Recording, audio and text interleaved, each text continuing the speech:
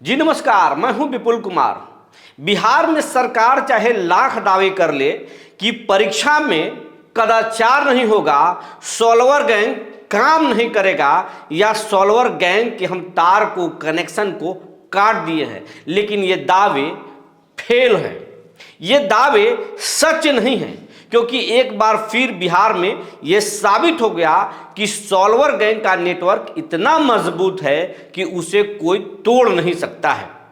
आप टीआरई 3 में देखे होंगे कि कैसे झारखंड के हजारीबाग से 250 से ज़्यादा सॉल्वर गैंग और अभ्यर्थियों को पकड़कर लाया गया था और उन्हें पटना के बेऊर जेल में भेजा गया था।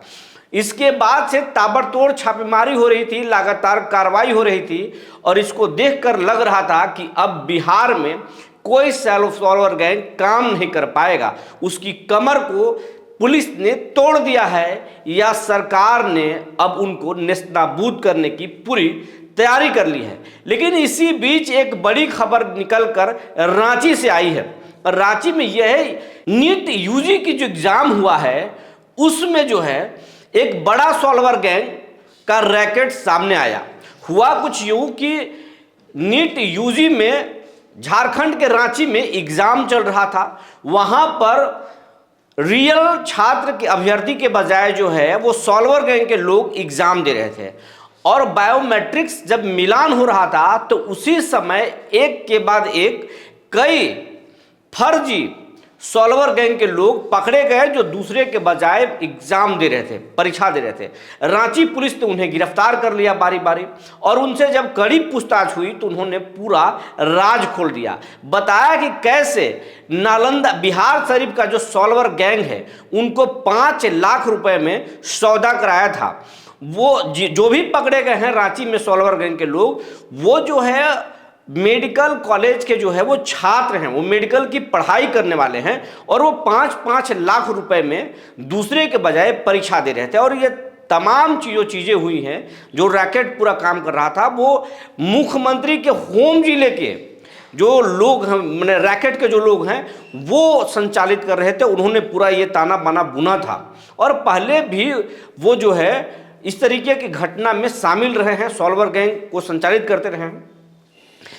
रांची पुलिस पटना पुलिस को जानकारी देती है, पटना पुलिस हरकत में आती है और पटना के जो एसएसपी हैं राजीव मिश्रा, वो इस मामले की गंभीरता को समझते हुए ताबड़तोड़ जो है कार्रवाई शुरू कर दी। पटना में कुछ लोगों को गिरफ्तार किया, उसके बाद दरभंगा में गिरफ्तारी हुई और बिहार शरीफ से भी कुछ लोगों को उठाया गया और कहा जा रहा है कि 14 लोगों को पुलिस ने गिरफ्तार कर लिया और करीब 1 दर्जन अन्य लोगों को भी पुलिस हिरासत में लेकर लगातार पूछताछ कर रही है। और पटना के शास्त्री नगर थाने में कई संदिग्धों को बुला करके पुलिस पूछताछ कर रही है और पूछताछ में कई अहम खुलासे हुए हैं। तो ये कहने का ये मतलब है कि बिहार में जो है वो सॉल्वर गैंग जो है वो सक्रिय है। चाहे आप कोई भी परीक्षा दे दें, चाहे वो कोई कॉम्पिटिशन की एग्ज़ाम दे दें या कोई परीक्षा आप दे रहे हों, सॉल्वर गैंग सक्रिय है और सॉल्वर गैंग जो चाहती है वो करती है। चाहे पुलिस कोई भी कार्रवाई कर ले, सरकार कोई भी कार्रवाई कर ले, वो अंजाम दे ही देती है। और इसके पीछे जो सबसे बड़ा कारण ये माना जाता है कि सॉल्वर गैंग सफ़ेद पोश कुछ नेताओं का संरक्षण प्राप्त है और ये रैकेट सिर्फ बिहार भर में नहीं बल्कि देश भर में फैला हुआ है। वो नेशनल लेवल का रैकेट है और इसमें कई नेता भी शामिल हैं, कई सफ़ेद पोस्ट शामिल हैं और कुछ ब्यूरोक्रेट भी शामिल हैं, जिसके वजह से जो है ये सॉल्वर गैंग जो है इस तरीके के एग्ज़ाम को अपने आगोश में ले लेती है और प्रभावित कर देते हैं ये सॉल्वर गैंग के लोग।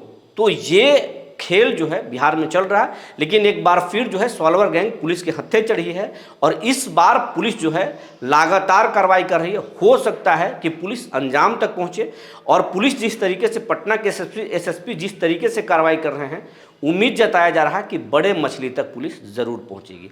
जो जानकारी मिलकर आई थी हमने आपको बता दिया। तब तक के लिए धन्यवाद।